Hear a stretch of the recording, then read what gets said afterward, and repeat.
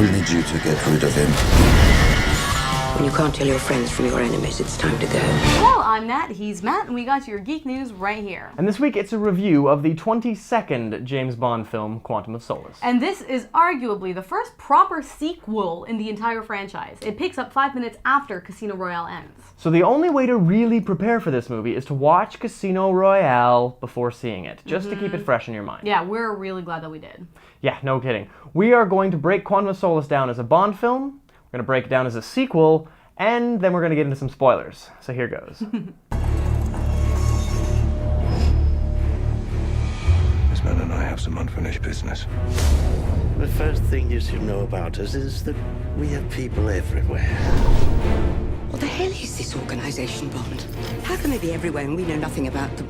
So this new Bond that Daniel Craig introduced us to in Casino Royale is true to form in Quantum of Solace. Now that's to say we may be at the beginnings of Bond, but we Right. are not seeing any indication that this is turning into a Connery, Moore, or Brosnan-style 00. No, character. exactly. Although the action and one-liners are not in short supply. Yeah, the first action scene, wow, it was bracing, abrupt, it was an incredible car Insane. chase, and it ended so abruptly, and it ended with a bad joke, and it was jarring into a pretty kind of lackluster Bond opening. Like, Yeah, it was a little anticlimactic at the beginning, yeah. especially compared to how badass the original Casino Royale opening Oh, was, yeah. right? But maybe it was still it was fresh pretty in our fresh, minds. yeah. I But don't know. I mean, we've got no scenes with Q. We've got Which is no unfortunate. impossibly perfect fight scenes with 007 where his hair is intact and he comes out unscathed. Although this makes for a much more realistic Bond, right? That's true. And the most hilariously ridiculous gadget would be the working Ford hydrogen cars in this movie. That's right up there with like Sidewinder missiles from a wristwatch. Yeah, exactly.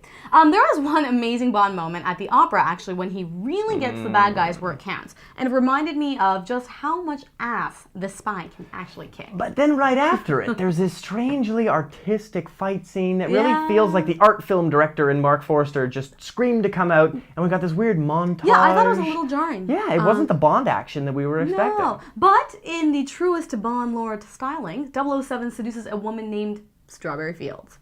Wow. Hilarious. You lost somebody? I did. You catch whoever did it? No. Not yet. Tell me when you do. I'd like to know how it feels.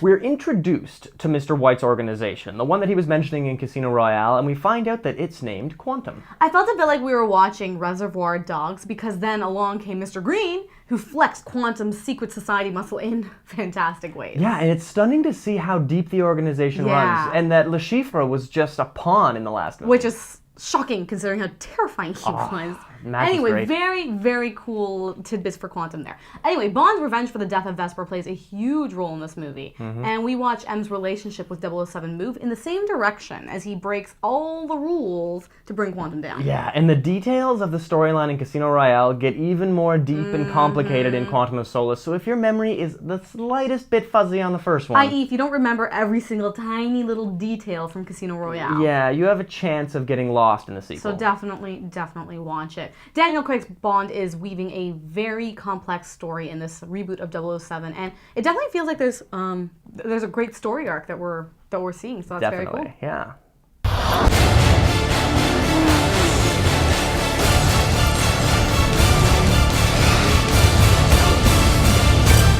You don't have to worry about me. Okay. So the end of Quantum of Solace wraps up the Vesper storyline. It made Bond into a well-rounded agent by not killing as wantonly as he did at the beginning. So what's next? More infiltrating and taking down Quantum, it seems, now that Vesper has been avenged, I Yeah, suppose. it was a bit of a weird end to the storyline. To see it end in 2 movies, because we're so used to seeing It was in weird, trilogies. right? Just to Yeah. have that kind of closure. Yeah, very odd. Very weird. And it looks like the Quantum story will take us into the third film, which is cool, because this wasn't a totally satisfying ending for a movie. No. You know what? One of the things that would have made this ending more satisfying would be if we got to see Green's interrogation and hear some of the goods on Quantum, but they're obviously I'm saving dying those to for hear 3. more about Quantum. Yeah, exactly. They're saving it for the third. And you know what else would have been good? If we got to see Vesper's Weasley boyfriend being interrogated and tortured. Like, the guy is such a despicable character. Anyway, we were actually really looking forward to Bond reverse teabagging him Le Chiffre style. Oh, wouldn't that be great? That'd be With the chair and the whole... fantastic. Yeah, oh, yeah. brutal. Although I loved the Canadian Secret Oh, Service gosh. agent at the end. The most polite Canadian spy you can imagine. She even says thank you sheepishly on her way Yeah. out the door to Bond. Great stereotype for a Canadian. God. Well, keep your eye on yourgeeknews.com because we've got previews and reviews planned for Twilight, which I'm so excited for, Punisher, The Day the Earth Stood Still. And we're even considering doing Baz Luhrmann's Australia, because that is a man with a fan base. I definitely know a few Luhrmann geeks. Yeah, like me. So anyway, let us know on yourgeeknews.com if you want to see Australia, and well, us do a review on Australia, and we will. Wow, that's awfully considerate of you, Nat. Well, thank you, man. No, thank you. No, I insist. Thank you.